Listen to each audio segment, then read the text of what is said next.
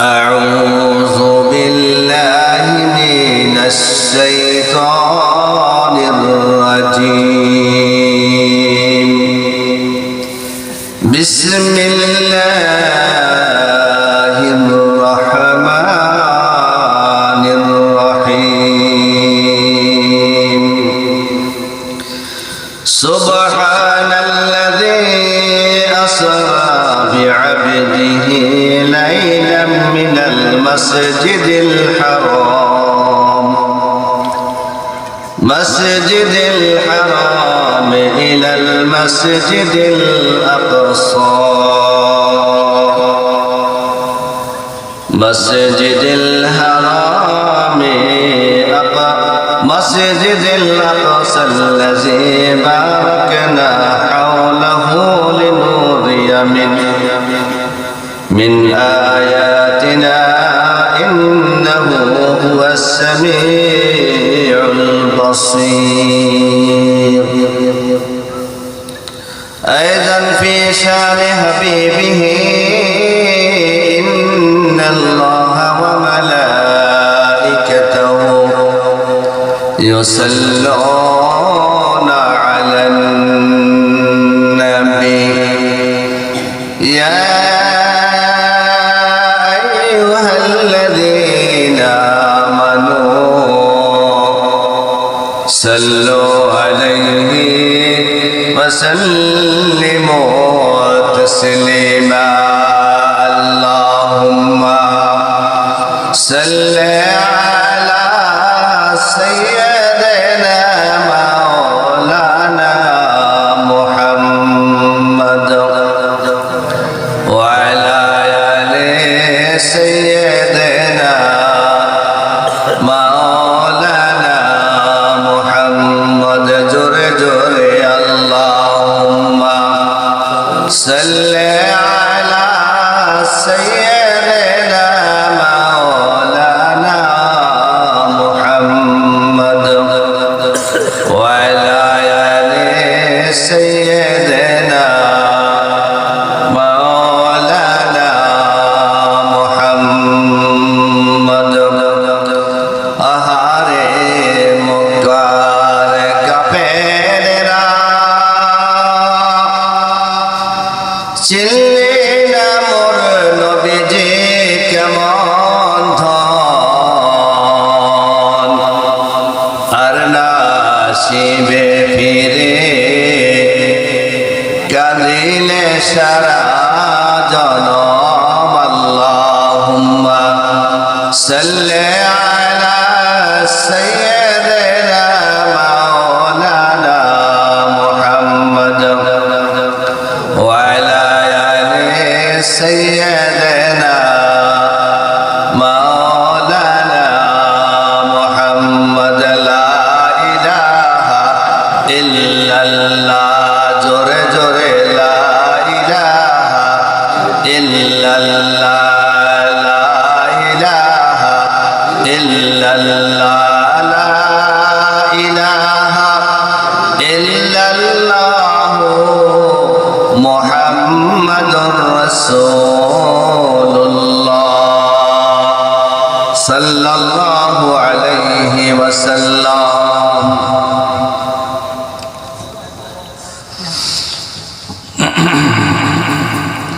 মুআজ্জাজ মুহতারাম, উত্তর বাগালপুর মধ্যমপাড়া জামে মসজিদ কর্তৃক যুব সমাজের উদ্যোগে আয়োজিত আজকে দোয়া ও ওয়াজ মাহফিলের সম্মানিত সভাপতি আলেমে দ্বীন বহু প্রতিষ্ঠানের প্রতিষ্ঠাতা আলহাজ হযরত মাওলানা আব্দুর রহমান দরবেশ সাহেব দামাত বারাকাতুহু আজকে এই মাহফিলে আরো ওয়াজ করবেন পত্র জুলাই ফাজিল মাদ্রাসার আরবি প্রভাষক জনাব সফিউল্লাহ সাহেব ওয়াজ করবেন।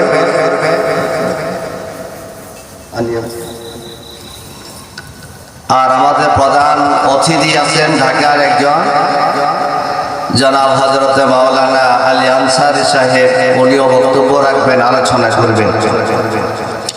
যাক, আমার আলোচনা দীর্ঘায়িত করার সময় নয়, সময় খুবই কম। তবে এর মধ্যে যেটুকু আলোচনা করব, আমাকে এবং আপনাদেরকে সকলকে আমল করা তৌফিক আল্লাহ যেন দান করে। সকলে বলি আমিন। দু একটা কথা বলবো, কথাগুলি খুবই গুরুত্ব সহকারে, মনোযোগ সহকারে শুনবেন।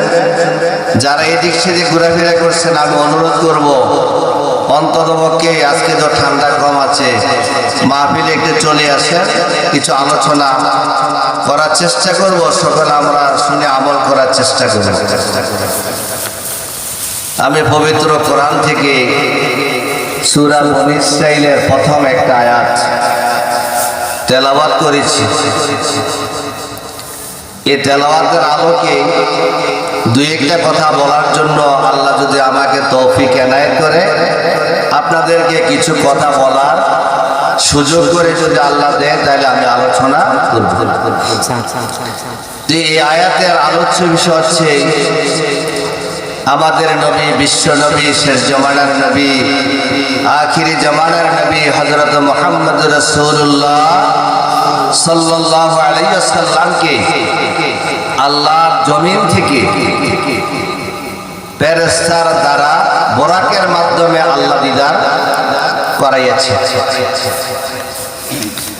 আল্লাহর হাবিবকে যখন আল্লাহ রাব্বুল আলামিন তার সাক্ষাৎ করার জন্য এই জমিন থেকে তার সাক্ষাতের লাভের উদ্দেশ্যে হযরতে জিবরাইল আলাইহিস সালাতু ওয়াস সালামকে বোরাক নিয়ে কাবা শরীফ হাতিমে কাবার মধ্যে তাকে নেওয়ার পরে সেখানে তার বক্ষকে বিধৌত করার পরে সেখান থেকে বোরাকে চড়ে আল্লাহর হাবিবকে বাইতুল মুকাদ্দাস নেওয়া হয়েছে। বাইতুল মুকাদ্দাস নেওয়ার পরে এই বোরাকটাকে জিবরাইল আলাইহিস সালাতু ওয়াস সালাম একটা পাথরের সাথে বেঁধে আল্লাহর নবী সেখানে 1,24,000 নবী রাসূলের ইমামতি করেছেন। বলেন সুবহানাল্লাহ। 1,24,000 পয়গম্বরের ইমামতি শেষে জিবরাইল আলাইহিস সালাতু ওয়াস সালাম বোরাকের মাধ্যমে আল্লাহর হাবিবকে উর্দু আকাশে যখন প্রথম আসমানের দ্বারে নিয়ে গেলেন, আল্লাহর হাবিবকে নেওয়ার পরে জিবরাইল বললেন, এই আসমানের ধার রক্ষাও তোমরা, আসমানের দরজা খুলে দাও। আসমানের দ্বার রক্ষকরা বলল, আপনার জন্য দরজা খুলে দেওয়া হবে, আপনার সাথে কি আছে? জিবরাইল আলাইহিস সালাতু ওয়াস সালাম বলে দিলেন, আমার সাথে আল্লাহর হাবিব আখিরে জামানার নবী হযরত মুহাম্মদ রাসূলুল্লাহ সাল্লাল্লাহু আলাইহি ওয়াসাল্লাম আল্লাহর সাক্ষাতের জন্য আল্লাহ তাকে আরশমল আল্লাহর সাথে দিদার লাভ করার জন্য বলেছে, আমি তাকে নিয়ে এসেছি। প্রথম আসমানের দরজা খুলে দেওয়া হলো। খুলে দেওয়ার পরে আল্লাহর হাবিব সর্বপ্রথম হযরত ইব্রাহিম আলাইহিস সালাতু ওয়াস সালামের সাথে দেখা। কেউ বলছেন আদম আলাইহিস সালাতু ওয়াস সালামের সাথে দেখা। প্রথম আসমান আদম আলাইহিস সালাতু ওয়াস সালামকে যখন দেখা হলো, আল্লাহর হাবিবকে আদম আলাইহিস সালাতু ওয়াস সালাম সালাম আনতে জিজ্ঞাসা করলেন, হে নেক সন্তান, হে ভালো সন্তান, দোয়া করলেন। সাথে সাথে আল্লাহর হাবিব সেখানে দেখতে পেলেন আদম আলাইহিস সালাতু ওয়াস সালাম যখন ডান দিকে মুখ ফেরান, চোখ থেকে ফেরান, তখন তার চক্ষু থেকে আনন্দ উল্লাস, চেহারা থেকে আনন্দ উল্লাস দেখা যায়। আর যখন বাম দিকে মুখটা ফেরান, তখন তার মুখটা মলিন হয়ে যায়। আল্লাহর হাবিব জিজ্ঞাসা করলেন, হে ভাই জিবরাইল আলাইহিস সালাতু ওয়াস সালাম, আদম আলাইহিস সালাতু ওয়াস সালাম ডান দিকে ফিরে তার চক্ষু এবং চেহারা উজ্জ্বল হয়ে যায়, সুন্দর হয়ে যায়। আর বাম দিকে চেহারা ফিরানোর পরে তার চেহারাটা মলিন হয়ে যায়। কারণ কি? তখন জিবরাইল আলাইহিস সালাম বললেন, ডান দিকে যখন তার চক্ষু মোবারক চেহারা মোবারক ফিরায়, তখন সেখানে জান্নাতি লোকদেরকে দেখে, জান্নাতি রূহদেরকে দেখে তার মনে উৎফুল্লতা হাস্যোজ্জ্বলতার চেহারা হয়ে যায়। সুবহানাল্লাহ। আর বাম দিকে যখন তার চেহারা মোবারক ফিরায়, তখন ওই জাহান্নামীদের অবস্থা দেখে আদম আলাইহিস সালামের চেহারা মোবারক কালো হয়ে যায়, মলিন হয়ে যায়। তাহলে দেখে জান্নাতি এবং জাহান্নামীদের অবস্থাটা এখান থেকে শুরু হয়ে গেছে। আল্লাহর হাবিব এভাবে করে প্রথম আসমান পার হয়ে দ্বিতীয় আসমান পার হলেন, দ্বিতীয় আসমান থেকে তৃতীয় আসমান, তৃতীয় আসমান থেকে এক একটা করে সপ্তম আকাশ পার হওয়ার পরে আল্লাহর দরবারে যখন বসে গেলেন, তখন আল্লাহ রাব্বুল আলামিনের দরবারে বসার পরে আল্লাহর হাবিব যখন কোনো বন্ধুর বাড়িতে যায়, যাওয়ার পরে হাদিয়া নিয়ে যায়, আল্লাহর হাবিব আল্লাহর নিকট সাক্ষাৎ করার জন্য যখন গেলেন, বন্ধু হাদিয়া দিয়ে গেলেন, আত্তাহিয়াতু লিল্লাহি ওয়াসসালাওয়াতু ওয়াত-তাইয়্যিবাত। আল্লাহর হাবিব আল্লাহর জন্য এই হাদিয়াটুকু নিয়ে গেলেন। এই হাদিয়াটুকু নেওয়ার পরে আল্লাহ রাব্বুল আলামিনের পক্ষ থেকে বাকি এই হাদিয়ার উত্তর দিলেন, আসসালামু আলাইকা আইয়ুহান নাবিয়্যু। আমরা পড়ি না এই দোয়াটা কখন পড়ি? যখন আমরা নামাজের বৈঠকের মধ্যে বসি, আত্তাহিয়াতু পড়ি না? আত্তাহিয়াতু লিল্লাহি ওয়াসসালাওয়াতু ওয়াত-তাইয়্যিবাত। আসসালামু আলাইকা আইয়ুহান নাবিয়্যু ওয়া রাহমাতুল্লাহি ওয়া বারাকাতুহু। যখন আল্লাহ রাব্বুল আলামিন তার নবীকে সালাম জানালেন, সালাম জানানোর পরে ফেরেশতারা আমাদের পক্ষ থেকে, দুনিয়ার সকল মানুষদের পক্ষ থেকে আল্লাহ রাব্বুল আলামিনের হাবিবকে সালাম আনতে জানাই দিল, আসসালামু আলাইনা ওয়া আলা ইবাদিল্লাহিস সালিহিন। এই সালিহিনের মধ্যে কিয়ামত পর্যন্ত যত মানুষ নেককার বান্দা হবে তাদের পক্ষ থেকে সেখানে আল্লাহর নবীকে সালাম দেওয়া হয়েছে। আল্লাহর হাবিবের সাথে আল্লাহ রাব্বুল আলামিনের দিদার শুরু হয়ে গেল।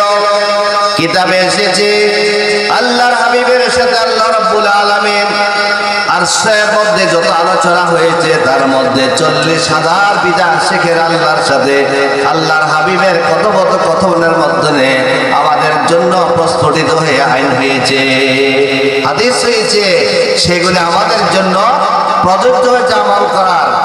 যেমন আমরা পড়ি না কুল হুয়াল্লাহু শরীফ যখন 3 বার পড়া হয়, তখন এক খতম কোরআনের সব তার আমলনামা লিখা হয়।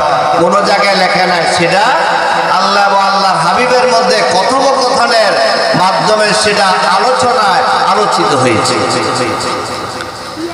আল্লাহর হাবিবের সাথে যখন কথাবার্তা শুরু হয়ে গেল, সেখানে কথাবার্তা পরে আল্লাহর হাবিব আমাদের জন্য উপহার নিয়েছেন 5 ওয়াক্ত নামাজ। এটা বিরাট কাহিনী, এখন বলার সুযোগ নাই। সর্বপ্রথম 50 ওয়াক্ত নামাজ হাদিয়া হিসেবে আমাদেরকে দেওয়া হয়েছিল। আল্লাহর হাবিব যখন সেখান থেকে 50 ওয়াক্ত নামাজ নিয়ে রওনা করলেন, মুসা আলাইহিস সালাতু ওয়াস সালাম আল্লাহর হাবিবকে জিজ্ঞেস করলেন, ইয়া রাসূলুল্লাহ, আল্লাহর পক্ষ থেকে আপনি আপনার উম্মতের জন্য কি হাদিয়া নিয়ে এসেছেন? তখন আল্লাহর হাবিব বললেন, আমার উম্মতের জন্য 50 ওয়াক্ত নামাজ হাদিয়া হিসাবে আমি এনেছি।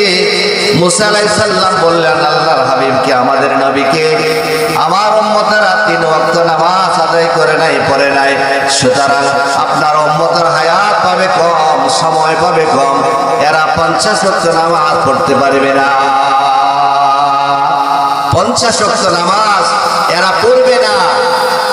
এইভাবে করে 9 বার গেলেন মুসা আলাইহিস সালামের সাথে সাক্ষাৎ করে আল্লাহর সাথে 9 বার দেখা করলেন। 9 বারে প্রতিবারে 5 ওয়াক্ত নামাজ করে কমানো হয়েছে। 5 সং 45 ওয়াক্ত, 50 থেকে 45 ওয়াক্ত নামাজ কমাইলে কয় ওয়াক্ত থাকে? এখন বর্তমানে যারা এই 5 ওয়াক্ত নামাজ সঠিকভাবে খুশু এবং খুজুর সাথে আদায় করবে, তার আমলনামায় 50 ওয়াক্ত নামাজের সওয়াব লিপিবদ্ধ করা হবে। সুবহানাল্লাহ। এই নামাজ আমরা আদায় করি না, নামাজকে আমরা অবহেলায় ছেড়ে দিই। আল্লাহর হাবিবকে নিয়ে যাওয়া হলো।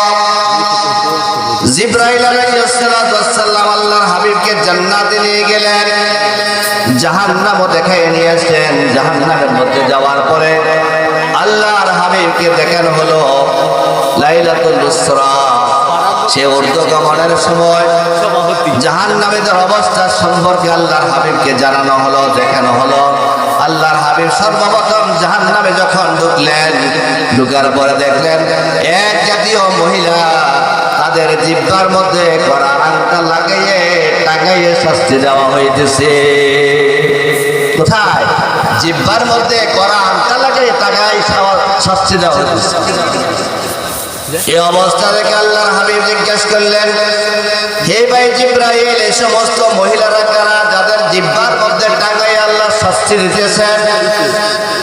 আল্লাহর হাবিবকে জিবরাইল সাল্লাম বললেন, ওই সমস্ত মহিলারা হচ্ছে তারা যাদের জিহ্বা থেকে তার স্বামী এবং পাড়া প্রতিবেশী শান্তি পায় না। বর্তমান যুগেও দেখা যায় প্রত্যেকটা ঘরের মধ্যে, প্রত্যেকটা পাড়ার মধ্যে মহিলাদের সাথে যখন ঝগড়া বেঁধে যায়, ছোটখাটো ঝগড়া হয়ে যায়, ওই মহিলারা সারাদিন বিনা ক্যাসেটের মতো বাজতে থাকে। সারাদিন গালাগালি পালাহালি এমন ধরনের শুরু করে দেয়। ওই সমস্ত মহিলাদেরকে আল্লাহর হাবিব সেখানে দেখেছে জিহ্বার মধ্যে কড়া লাগিয়ে তাদেরকে আল্লাহ শাস্তি দিতেছে।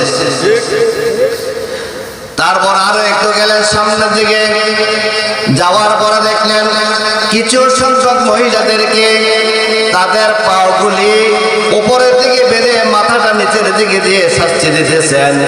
আল্লাহর হাবিব জিবরাইলকে জিজ্ঞাসা করলেন, ভাই জিবরাইল, ওই সমস্ত মহিলারা কারা যারা তাদের পাগুলো উপরের দিকে মাথাগুলি নিচের দিকে?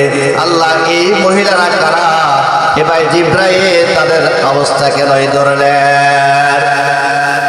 জিবরাইল সাল্লাম বললেন, ওই সমস্ত মহিলারা তারা যারা স্বামীর অনুমতি ব্যতীত এদিক সেদিক ঘোরাফেরা করেছে, এদিক সেদিক ঘোরাফেরা করেছে, অনুমতি নেয় নাই, অনুমতি ছাড়া বাজারে গিয়েছে, হাটে গিয়েছে, এই বাড়িতে সেই বাড়িতে গিয়েছে, বাপের বাড়িতে, অথবা স্বামীর অনুমতি ব্যতীত যে পাও দিয়ে বিভিন্ন জায়গায় ঘোরাফেরা করেছে।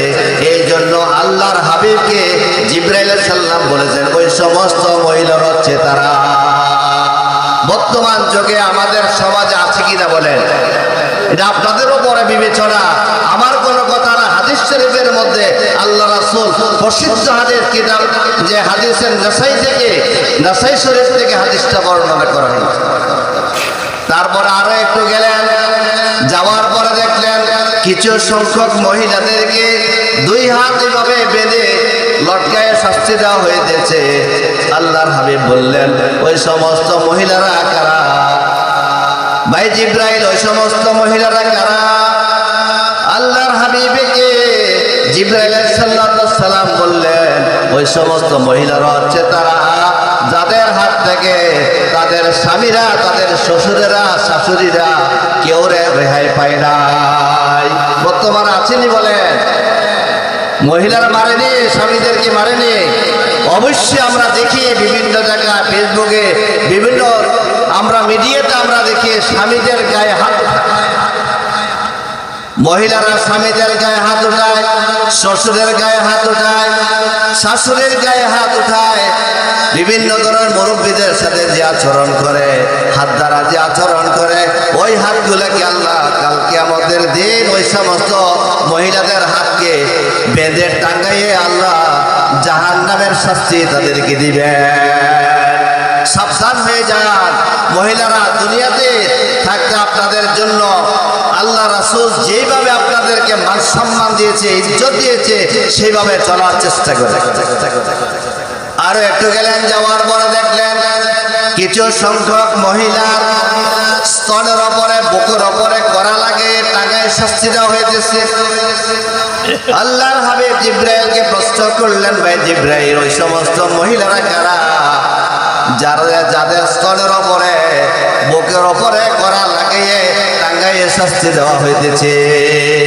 তখন জিব্রাইল সাল্লাম বললেন, হে নবী, এই সমস্ত মহিলারা তারা যারা তাদের স্বামীর অনুমতি ব্যতীত এই বাড়িতে সেই বাড়িতে ঘোরাফেরা করে বেগানা পুরুষদের সাথে আলঙ্গিন করেছে, দেখা করেছে, সাক্ষাৎ করেছে। সুতরাং ওই সমস্ত মহিলাদের শাস্তি এইভাবে আল্লাহ রাব্বুল আলামিন জাহান্নামের মধ্যে কাল কিয়ামতের দিন এইভাবে দিবেন। তারপর আর একটু গেলেন, যাওয়ার পরে দেখলেন বড় বিল্ডিং এর মতো কক্ষগুলি। ওই কক্ষগুলির মধ্যে বড় বড় অজগর সাপ দেখা যায়, অজগর সাপ দেখা যায়। প্রত্যেকটা সাপ তার পেটের মধ্যে দংশন করতেছে। আল্লাহর হাবিব জিব্রাইলকে বললেন, ভাই জিব্রাইল, ওই সমস্ত লোকগুলা কারা যাদের পেটগুলি এক একটা বিল্ডিং এর সমান, এক একটা বিল্ডিং এর মতন, আর ওই বিল্ডিং এর মধ্যে দেখা যায় এমন ধরনের বড় বড় অজগর সাপ, যে সাপগুলি তাদের পেটের মধ্যে দংশন করতেছে। ওই সমস্ত লোকেরা কারা?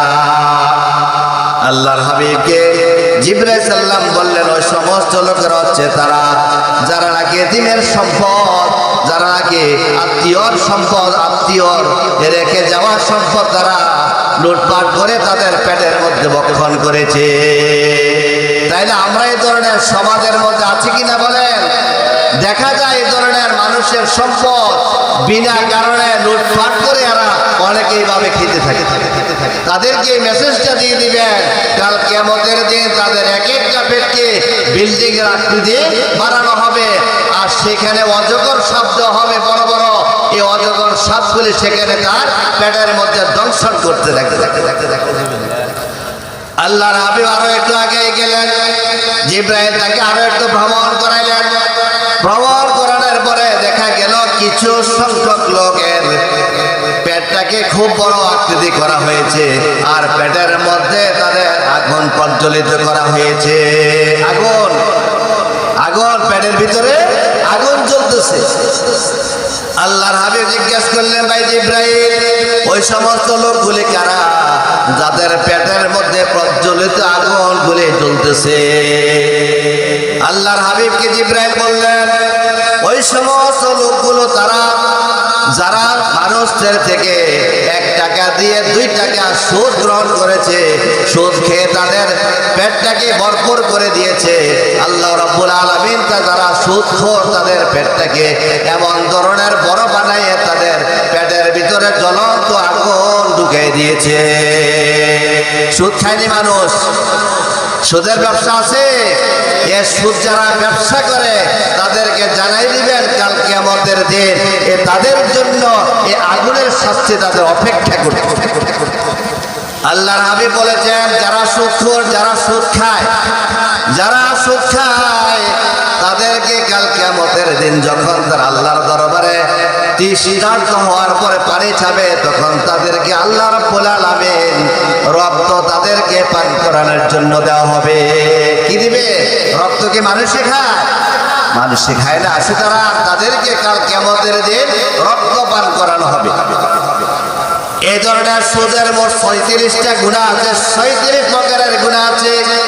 সর্বশেষ প্রকারের গুনার শাস্তি হলো মায়ের সাথে জিনা করা। বলেন তো দেখি, একটা পাগল ছেলেকে যদি বলে তার মার সাথে জিনা করার জন্য করবে? কোনোদিনও না। সুতরাং সর্বশেষ গুনাহ হচ্ছে যারা সুদ খায়, মায়ের সাথে তারা জিনা করে। নাউযুবিল্লাহি মিন যালিক। তো বেশি আলোচনা করা যাবে না, যেহেতু এশার নামাজের সময় করা এসে। তবে কতগুলো কথা আমরা বলবো। 7 জাতীয় নারী অনায়াসে জাহান্নামে যাবে। কয় জাতীয় নারী? 7 জাতীয় নারী জাহান্নামে যাবে। নারীরা সকলে বাড়িতে বসে শোনেন, আমার কথা নয়, আল্লাহর হাবিবের কথাগুলি শোনেন। হয়তো আমার মুখ দিয়ে আজকে সুযোগ পেয়েছি কথাগুলি বলার জন্য। আপনারা যারা বাড়িতে আছেন বসে বসে আমার কথাগুলি শোনেন। এই 7 জাতীয় নারী জাহান্নামে যাবে। কয় জাতীয় নারী? সবাই খেয়াল করে শুনবেন।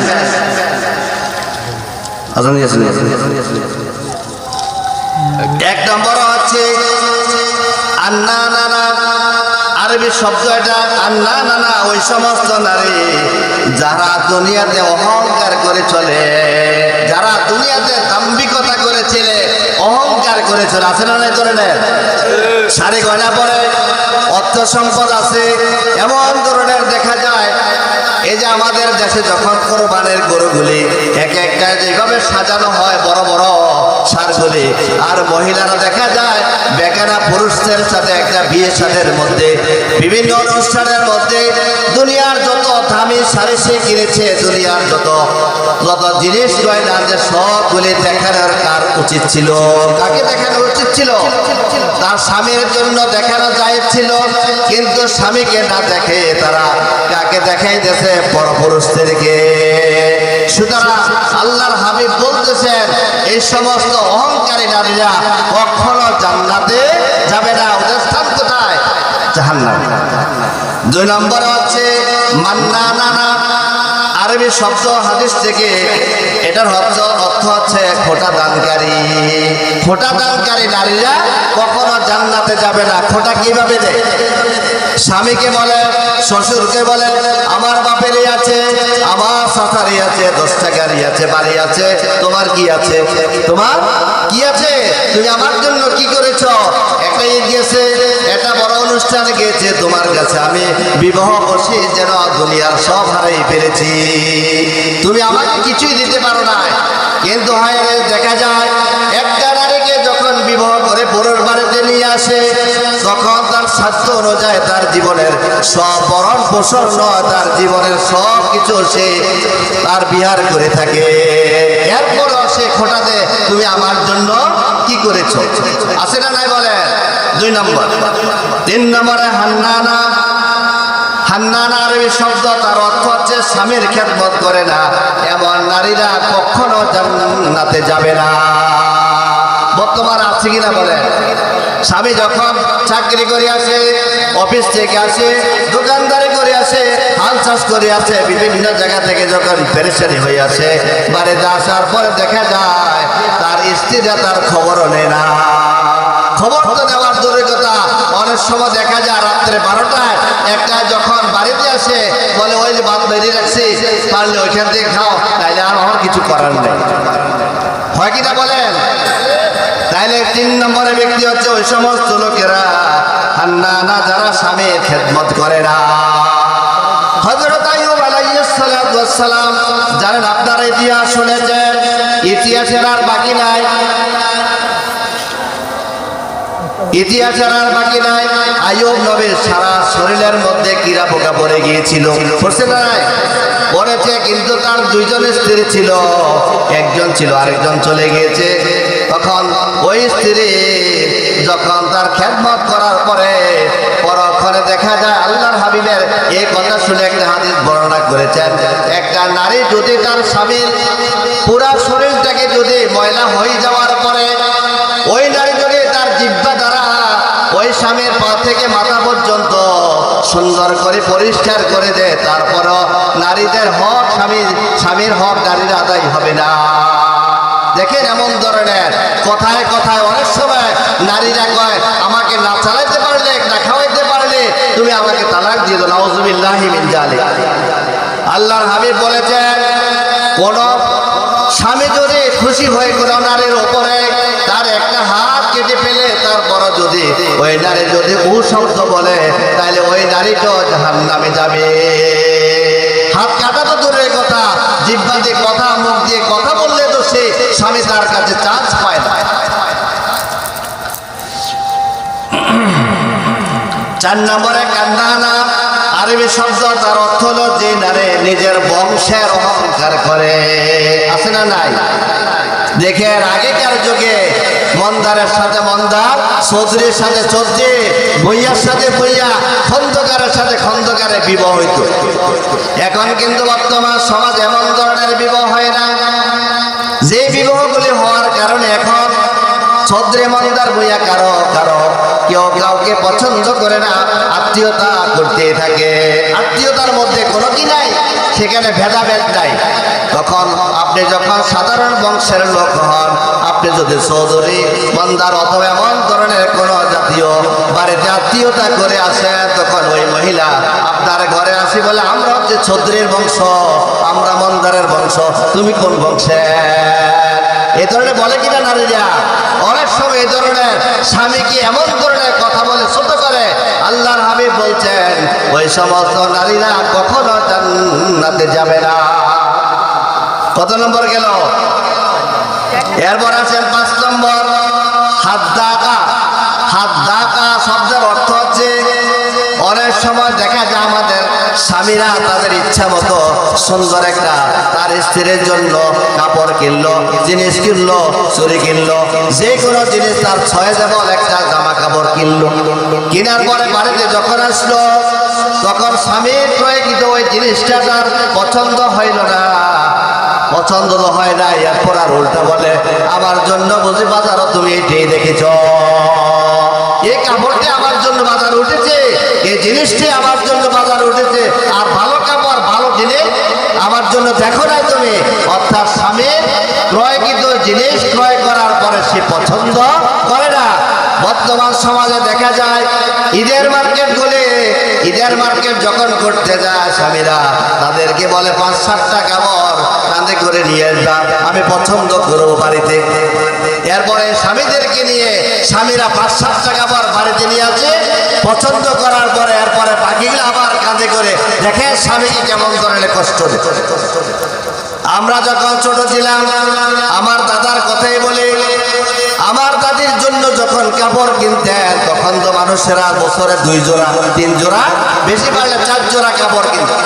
সর্বপ্রথম কাপড় কেনার পরে বাজারে ওই বার ছিল, বারের নিচের মধ্যে রাখতো, রাখার পরে ওপরে সকল খরচগুলি রাখার পরে যখন বাড়িতে নিয়ে আসতো, বাড়িতে অন্য অন্য খরচ জামানের সাথে সাথে আমার দাদা দেখতাম ওই কাপড়টা নিচের থেকে বের করে এক ফাঁকে আমার দাদির হাতে উঠাই দিয়েছেন। দেওয়ার পরে আমি দাদিকে জিজ্ঞেস করলাম, ও দাদি আপনাকে যখন আমার দাদা যখন কাপড়টা দিল, আপনি সুন্দর মতো কাপড়টা নিয়ে চলে গেলেন, কোনো কথাবার্তা বললেন না। তখন আমার দাদি বলল আমাকে, ও নাতি তুই অপেক্ষা কর, তোর দাদা তোর আমার জন্য কাপড়টা চয়েস করেছে, আবার এই কাপড়টা যখন শেষ হয়ে যাবে সে আমার স্বামী তোর দাদাই তো আরেকটা কাপড় কিনবে। সুতরাং আমার এখানে আপত্তি করার কি আছে? আছে কোনো আপত্তি করার? আপনার কাপড়কে আপনার বাপের বাড়িতে কিনবে, আপনার জিনিস গয়নাপত্রকে আপনার বাপের বাড়িতে কিনবে আপনার স্বামী। সুতরাং আপনার স্বামী সেটা ভালো কিনো খারাপ কিনো, অন্ততপক্ষে কেনার পরে সেটাকে সবরের সাথে ধৈর্য ধারণ করতে হবে। আর যদি ধৈর্য ধারণ না করেন, কাল কিয়ামতের দিন জাহান্নামের শাস্তি আপনাকে ভোগ করতে হবে, জান্নাতের আশা আপনি করতে পারেন না। কয় নম্বর গেল? বলে গেছে 6 নম্বর আছে বাররাকা। বাররাকা শব্দের আরবি শব্দ, এটা বাংলা শব্দের অর্থ হচ্ছে স্বামীর কথায় রাগ বা গোস্বাকারী নারী। স্বামী যখন কথা বলে, ভালো বলো খারাপ বলো, অনেক সময় কথা বলার পরে স্ত্রীরা কি করে? রাগ করে। রাগ করে ভাত খায় না, রাগ করে বাপের বাড়ি চলে যায়, জির বাড়ি চলে যায়, আত্মীয় স্বজনের বাড়িতে চলে যায়। অনেক সময় দেখা যায় স্বামীর সাথে আসে, ঘর সংসার করার জন্য আর চেষ্টা প্রচেষ্টা করে না। আছে না নাই? আছে না নাই?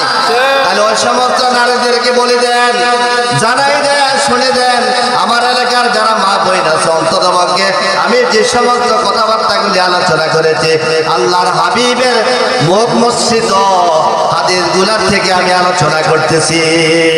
তাহলে কয় নম্বর গেল? এবার আসেন 7 নম্বর, যেটা বলার পর আজানের টাইম হয়ে যাচ্ছে, এটা বলে শেষ। 7 নম্বর আছে সাদকা। 7 নম্বর হচ্ছে কি? সাদকা, সেটার অর্থ হচ্ছে মিথ্যাবাদী নারী। আছে না নাই বলেন? মিথ্যাবাদী নারী আছে না নাই? আছে।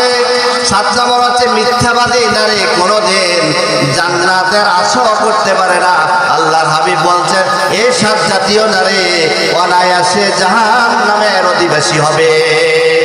বর্তমান যুগে এই 7 জাতীয় নারী আমাদের এলাকা হয়তো নাই, যে এলাকায় আছে, যেখানে আত্মীয়তা করেছেন, অন্তত পক্ষে তাদেরকে সতর্কবাণী জানাই দিবেন। আল্লাহর হাবিবে মসজিদে 7 প্রকারের নারী জাহান্নামে যাবে। এই 7 প্রকারের নারী জাহান্নামে যাবে, যার কারণে তারা হচ্ছে 4 জাতীয় মানুষ। 1 নম্বর হচ্ছে তার বাবা। 1 নম্বর হচ্ছে কি, এই যে 7 প্রকার নারী জাহান্নামে যাওয়ার পিছনে 4 শ্রেণীর লোক জড়িত। 1 নম্বর হচ্ছে বাবা। বাবা যদি তার মেয়েকে ডাক দিয়ে না রাখে, তার বউকে ডাক দিয়ে না রাখে, পর্দা করার জন্য না বলে, নামাজের জন্য না বলে, এই সমস্ত 7 প্রকার কাজ করার জন্য বাধা সৃষ্টি করে, সুতরাং সে তখন তার বাবা সেখান থেকে মুক্তি পাবে। আর যদি না বলে, এটার কারণে 7 প্রকার নারীর কারণে বাবা কোথায় যাবে? বাবা জাহান্নামে যাবে। 2 নম্বরে ভাই। বাপের পরে কি ভাই, ভাইয়েরও যদি বাধা সৃষ্টি না করে, ভাইয়েরও জাহান্নামে যাবে। আর 3 নম্বর হচ্ছে স্বামী। আমার বর্তমান যুগের ভাইরা যারা এখানে ওয়াজ শুনতে এসেছেন, আমার কথাগুলি মনোযোগ সহকারে শুনবেন। যারা আমরা দেখি বর্তমান যুগে বিবাহ করে আসে, লক্ষ লক্ষ টাকা খরচ করে, যখন অনুষ্ঠান করে তার স্ত্রীকে এত টাকা খরচ করে বাড়িতে নিয়ে আসে, বাড়িতে বড় করে একটা অনুষ্ঠান করার সময় বড় করে একটা স্টেজ করে, সেখানে আপনার ওই মহিলাকে সুন্দর করে বসায় তার সামনে একটা আপনার দিয়ে রেখে, ডেট দিয়ে রাখি অথবা কুলা দিয়ে রাখি, আর তাকে দেখে দেখে মানুষেরা সেখানে টাকা দিয়ে যায়। হয় না? এই ধরনের বলেন আছেন বর্তমান যুগে, আমি দেখেছি অনেক জায়গায়। যেমন আমাদের যে 14 গ্রামের মুজিব ভাই যখন বিবাহ করেছে, অনুষ্ঠানটা অন্তত 0.5 কিলোমিটার হবে।